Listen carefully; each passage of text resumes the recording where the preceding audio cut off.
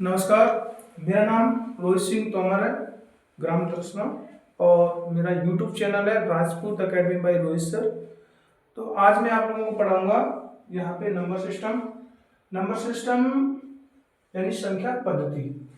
तो आज अपन पढ़ेंगे संख्या पद्धति। इसके बारे में आपको बता दूं कि सबसे पहले हमें नंबर सिस्टम में जाननी चाहिए जो मुख्य चीजें हैं उसके बारे में, यानी कि संख्याएं होती क्या है। जो संख्या है, संख्या पद्धति के चैप्टर के बारे में हम क्वेश्चन तो बाद में सॉल्व करेंगे।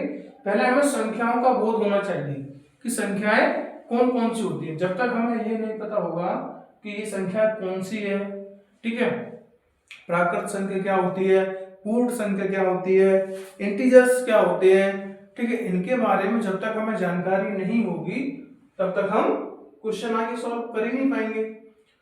तो आज अपन पढ़ेंगे सबसे पहले संख्याओं के बारे में। आप लोग सभी लोग संख्याएं जानते हैं। संख्याएं जो हम काउंट करते हैं किसी चीज को, वो संख्याएं होती है, सीधी सी बात है। लेकिन हमें संख्याओं के बारे में उनको क्लासिफिकेशन करना है। क्या करना है? संख्याओं का क्लासिफिकेशन, ठीक है। संख्याओं में होल नंबर भी होता है, नेचुरल नंबर भी होता है, इंटीजर्स होते हैं, कोप्राइम नंबर होता है, ठीक है, ऑड इवन सारे आज हम पढ़ेंगे। तो सबसे पहला है अपना नेचुरल नंबर। नेचुरल नंबर को बोलते हैं हिंदी में प्राकृत संख्या। नेचुरल नंबर को क्या बोलते हैं? प्राकृत संख्या।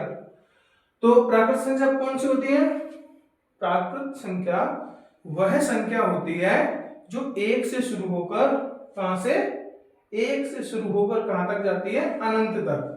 यानी कि जो 1 से स्टार्ट होकर इनफाइनाइट तक जाती है उसको अपन बोलते हैं नेचुरल नंबर, प्राकृत संख्या। सेकंड है अपनी होल नंबर। होल नंबर को बोलते हैं पूर्ण संख्याएं। तो दोनों में कुछ डिफरेंस नहीं होता है। ये हमारी 1 से स्टार्ट होती है और जो होल नंबर है वो 0 से स्टार्ट होती है। यानी कि 0, 1, 2, 3 डॉट डॉट डॉट कहां तक जाएंगे अपन? इनफाइनाइट तक, यानी कि अनंत तक। तो प्राकृत संख्या और पूर्ण संख्या में दोनों में क्या अंतर होता है? प्राकृत संख्या वह संख्या जो 1 से शुरू होकर अनंत तक जाती हो, और पूर्ण संख्या वे संख्याएं होती हैं जो 0 से लेके अनंत तक जाती है। थर्ड नंबर पे अपना इंटीजर्स। इंटीजर्स बोलते हैं पूर्णांक संख्या। इंटीजर्स किसको बोलते हैं? पूर्णांक संख्याएं। ये बहुत बड़ी प्रॉब्लम बन जाती है बच्चे लोग, यहाँ पे इंटीजर्स में बहुत कंफ्यूजन होते हैं कि इंटीजर्स क्या होता है, पूर्णांक संख्या कौन सी होती है। पूर्णांक तो सभी होते हैं। वहां पे क्या होता है, जब हम माइनस से लेकर संख्या और 0 के बाद प्लस में संख्याओं को ले जाते हैं तो उसको अपन बोलते हैं इंटीजर्स। यानी कि माइनस की संख्याएं -3, -2, -1, 0, 1, 2, 3 एटसेट्रा, ये सारी संख्याएं कौन सी होती हैं?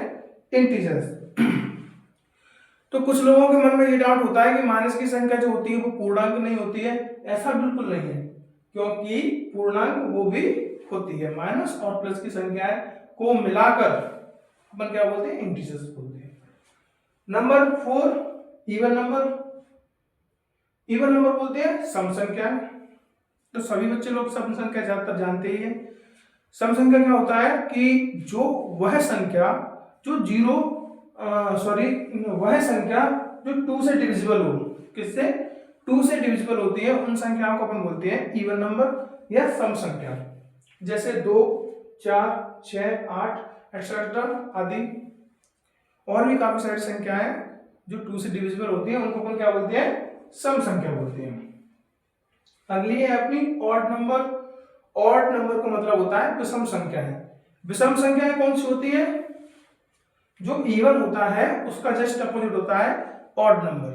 जैसे कि जो 2 से डिविजिबल होती है उसको अपन बोलते हैं इवन नंबर, और जो 2 से डिविजिबल नहीं होती है उसको बोलते हैं अपन ऑड नंबर।